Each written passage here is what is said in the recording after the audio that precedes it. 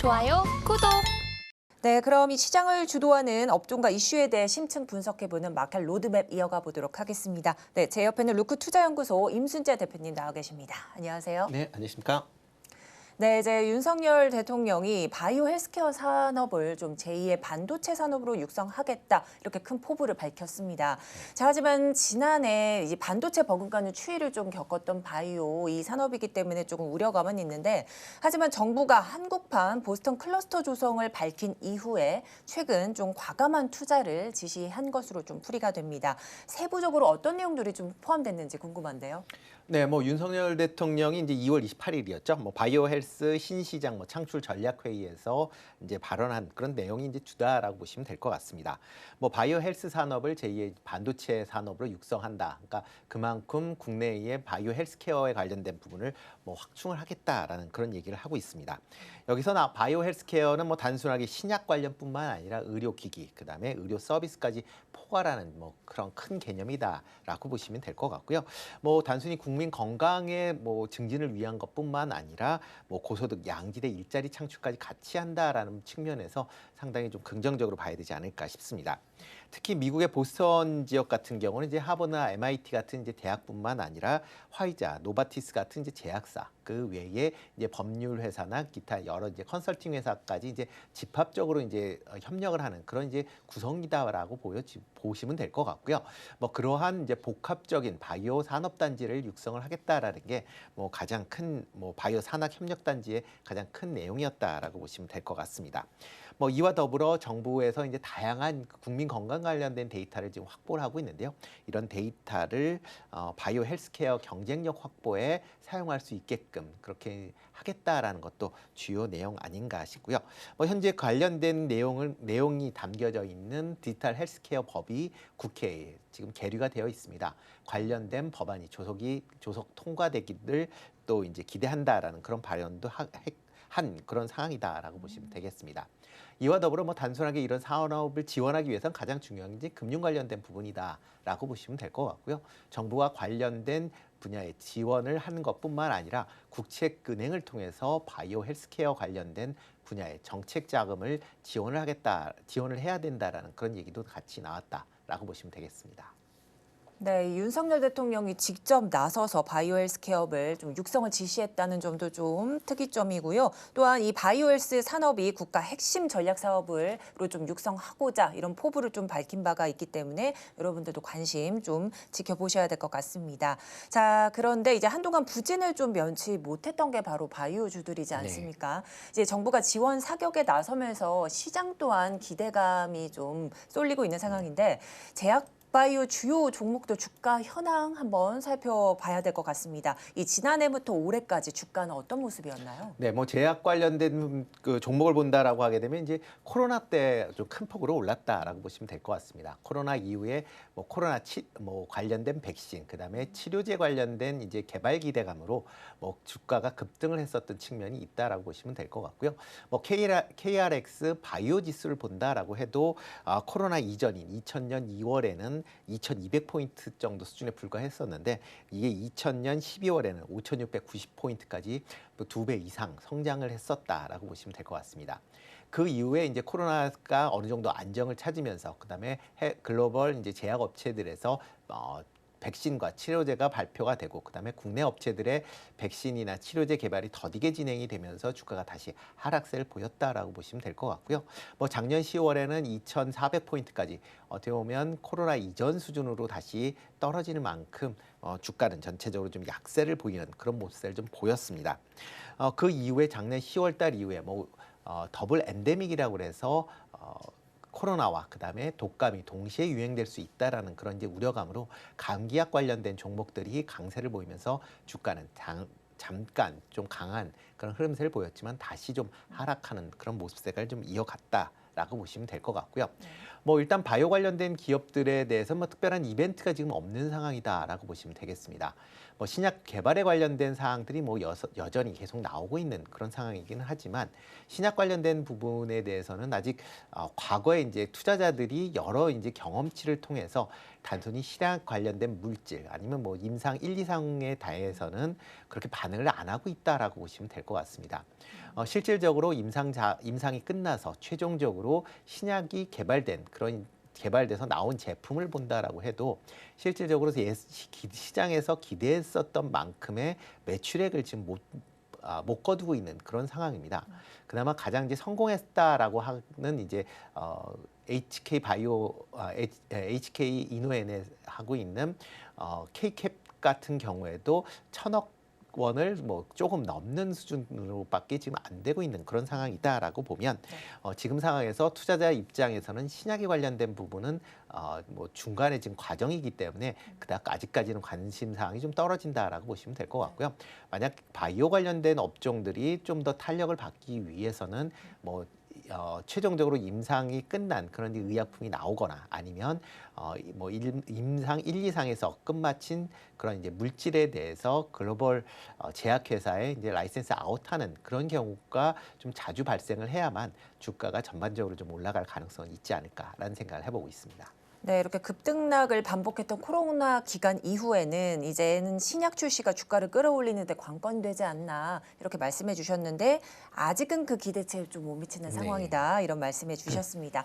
자, 이제 특히 보건복지부 장관도 오는 2027년까지 이 블록버스터급 신약을 출시를 해서 이 제약바이오 세계 6대 강국으로 도약하겠다라고 포부를 밝혔습니다. 네. 자, 투자자들은 어떤 섹터와 종목에 좀 집중해야 될지도 궁금할 것 같은데요. 네, 뭐 정부에서 이제 신약 개발 관련돼서 이제 투자를 확대하겠다라는 뭐 가장 큰 이제 힘을 실어줬다라고 보면 될 것 같고요.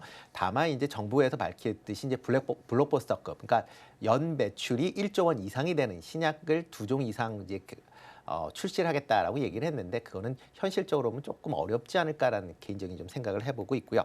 다만 이렇게 이제 차세대 유망 신기술이나 아니면 AI 관련된 신약 개발 연구 지원이 앞으로 확대된다라고 하게 되면 관련 분야에 대한 부분은 여전히 관심을 갖고 보셔야 되지 않을까 싶습니다.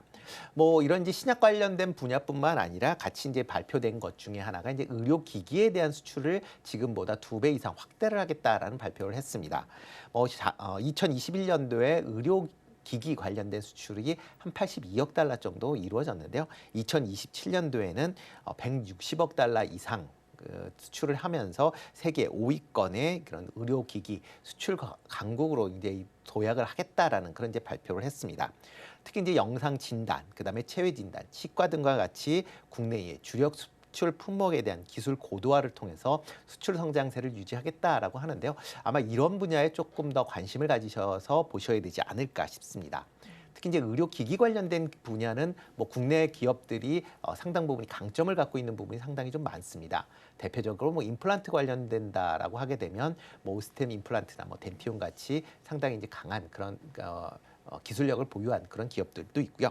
또 이제 메디톡스 같이 이제 보톡스 관련된 그런 이제 분야도 상당한 게 이제 시장 점유율을 확대될 수 있는 그런 기업들도 있습니다. 이뿐만 아니라 최근에 이제 AI와 이제 맞물려서 최근 이제 영상 진단 장비들의 이제 어떻게 보면 고도화가 진행이 되고 있는데요. 이와 관련돼서 뭐 루닛이나 아니면 뭐 뷰노와 같은 그런 이제 기업들도 있다라고 보시면 될 것 같고요. 이와 더불어 피부 미용 관련된 기기 관련된 회사들도 여전히 시장에서 좀 관심 있게 보셔야 되지 않을까 싶습니다.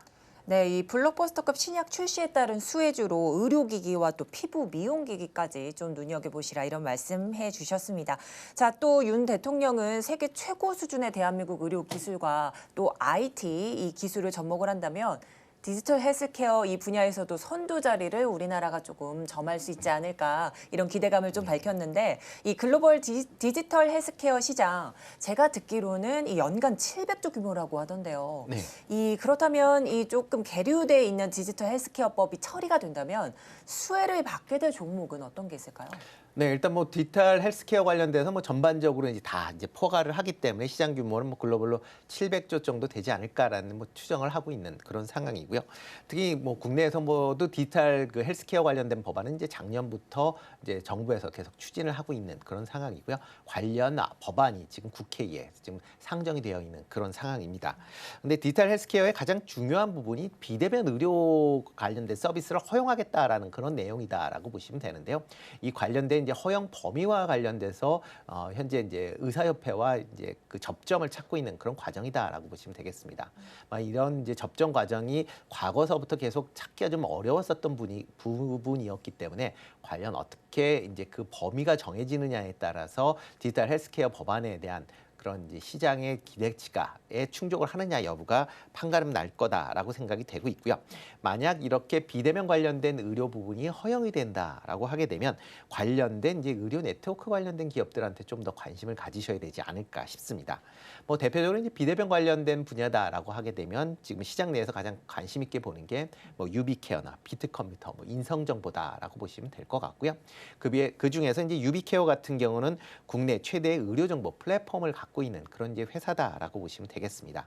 뭐 병의원과 약국 간의 이제 보험 청구 관련된 의료보험 관련 쪽이죠. 청구 관련된 서비스, 그다음에 업무 관리 솔루션을 이제 취급하는 그런 이제 회사다라고 보시면 되는데요. 지금 현재 1,700여 개의 이제 병의원, 그다음에 8,000여 개의 약국과 네트워크가 연결이 되어 있기 때문에 향후에 비대면 의료 관련된 서비스가 뭐 진행이 된다라고 하게 되면 관심 사항이 좀 더 크게 미칠 수 있다라고 보니까요. 만약 이런 상황이 되면 이제 관심을 좀 가지실 필요는 분명히 있는데요. 아직까지는 그러니까 디지털 헬스케어 관련된 법안이 어떻게 정리될지도 조금 지켜보시면서 투자에 임하시는 게 어떨까 싶습니다. 네, 디지털 헬스케어 이 케어법 관련 법안이 국회를 통과하게 된다면 의료 네트워크 관련 기업과 종목에 집중하시라 이런 말씀해 주셨습니다. 자, 이제 보건복지부가 발표한 이 바이오헬스 신시장 창출 전략에 따라서 우리가 공략해 볼 만한 탑픽 종목이 있을 것 같은데 어떤 게 있을까요? 네, 뭐 조금 전에도 말씀드렸듯이 이제 바이오 헬스케어 관련 쪽으로 한다라고 하게 되면 의료 기기 관련된 기업 중심으로 조금 보시면 어떨까 싶고요. 그 중에서 이제 피부 미용 관련된 부분을 조금 더 유념 있게 좀 보시면 어떨까 싶습니다. 최근에 코로나 이후에 피부 미용에 그러니까 마스크를 이제 벗으면서 피부 미용에 대한 관심도가 이제 커진 그런 상황입니다. 단순히 이제 특히 이제 북미나 유럽 쪽은 이미 이제 피부 미용 관련된 분야에 이제 시장이 커져 있는 그런 상황이고요. 중국 같은 경우도 이제 리오프닝 관련돼서 본격화된다라고 하게 되면 이런 피부 미용 관련된 기기에 대한 수요가 증가할 걸로 예상이 되고 있기 때문에 그런 점에 좀 착안을 하시는 게 어떨까 싶고요. 그 중에서 제이시스 메디칼을 조금 관심 있게 보시면 어떨까 싶습니다. 피부 미용 의료기기 생산 업체다라고 보시면 될 것 같고요. 고강도 집속 초음파, 그다음에 고주파 등을 통해서 피부 케어를 하는 그런 기기를 만드는 그런 회사다라고 보시면 되겠습니다. 이런 미용 기기들은 일반 한 번 구매를 한다라고 하게 되면 보통 이제 유행 주기가 한 3, 4년 정도 된다라고 보시면 될 것 같고요.